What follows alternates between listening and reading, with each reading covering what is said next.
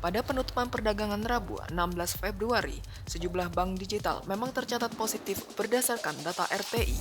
Hanya saja, kalau ditarik mundur hingga sejak awal Januari, harga saham sejumlah bank digital mengalami koreksi cukup besar. Hanya PT Bank Amar Indonesia Tbk yang masih naik cukup tinggi tahun ini, yakni sebesar 47,5%. Kinerja saham Bank Amar terkerek rencana perusahaan menggelar right issue. Namun, saham Amar sudah mulai terkoreksi sejak tanggal terakhir perdagangan saham HMETD pada 11 Februari 2022 lalu. Saham Bank Amar dalam sepekan sudah terkoreksi 14,6%.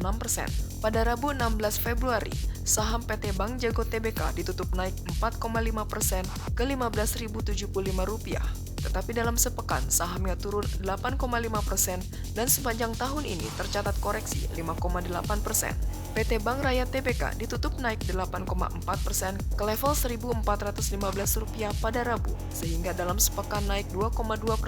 Namun sepanjang tahun ini, saham agro telah turun 21,8%. Saham PT Bank Neo Commerce Tbk ditutup stagnan di level Rp2.160.